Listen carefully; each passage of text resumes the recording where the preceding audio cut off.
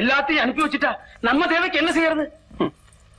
நமது தேவையே பிறருடைய நன்மைதான். மக்களுக்காக நாம் வாழ்வை அர்ப்பணித்துக் கொண்டவர்கள். நமக்கு என்று சேர்த்து வைக்கும் ஆசை வளர்த்துக் கொண்டால் பிறருக்காக நாம் எதையுமே சாதிக்க முடியாது. உன் சொத்து ஒண்ணு பேசலையா? உங்க சொத்தாவது ஏன் சொத்தாவது எவன் சொத்துக்கோ நம்ம 2 பேரும் சண்டை போட்டுட்டு இருக்கோம். இருப்பதையெல்லாம் எடுத்து வழங்க இருவரும் முடிவு கட்டி விட்டார்கள். ஆமா. முன்பிருந்தவர் நேற்று இல்லை, நேற்றிருந்தவர் இன்று இல்லை, இன்றிருப்பவர் நாளை.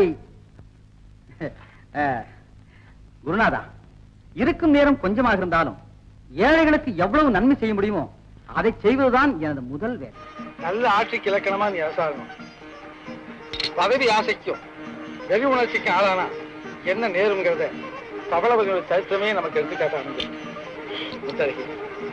ஆணவத்துக்கு அகங்காரத்துக்கும் நீ அடிமையாயிடாது. ஏன் எதுக்குமே நீ அடிமையாக. அழகா, மனதை அதன் போக்குக்கே விட்டுவிட்டால் அதற்கு காட்டு யானை பலம் வந்துவிடும். ஆரம்பத்திலே கட்டுப்படுத்தி விட்டால் நம் ஏவலாளாக மாறிவிடும். மருத்துவர் ஐயா, யோசனை பண்ணாதீங்க, தயவு செய்து காப்பாத்துங்க. பயப்படாதீர்கள். யாருடைய தாகமானாலும் அதை தீர்த்து வைப்பதுதான் தண்ணீரின் தன்மை. மருத்துவரும் அப்படித்தான் நண்பர்களே. என்ன வேலை செய்யுது? அவனே அடி காப்பாத்தின? அவனு மனுஷன் தானே? மனுஷன் தான், ஆனா நம்ம விரோதி. உங்க அப்பாவை கொண்டு கூட்டத்தை சேர்ந்தவன், அவனுக்கு உதவலாமா? உதவின்னு கேட்டா எதிரியா இருந்தாலும் உதவணும். அதுதான் பண்பு.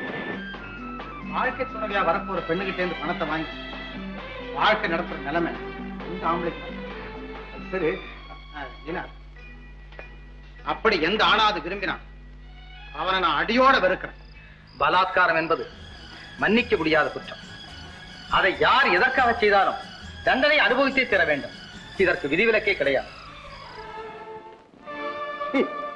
எனக்கு கட்டளை கொடுக்க வேண்டியவன் நீ அல்ல, உன் அண்ணன் அமீர் காசிம் கான். அவர்தான் என் தலைவன்.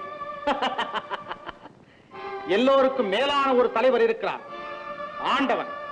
அவருடைய கட்டளைக்கு நீயும் நானும் மட்டுமல்ல, அமீர் காசிம் கான் உட்பட இந்த நானிலுமே தலைவணங்கித்தான் ஆக வேண்டும். அது மட்டுமா, இந்த வேலைக்கார பயல்களுக்கு இடம் கொடுத்தா தலையில நின்றுப்பாங்க. உட்கார்ந்து திக்கிற உங்களை விட வேலை செய்து படைக்கிறவங்க எவ்வளவு உயர்ந்தவங்க தெரியுமா? உங்களுக்கு 10 கோடி டாலர் பெருசு, இந்த உலகத்தில் உள்ள தனி ஜீவன் எனக்கு அதை விட பெருசு. மிஸ்டர் பைரவன், மக்களுடைய அழிவுல நீங்க வாழ்ந்துடலாம் நம்பாதீங்க. இந்த பணமே உங்களை அழிச்சிடும். அது நிலைக்கும் நிலைக்காது. அது சரி, நமக்கு என்ன வியாபாரம்?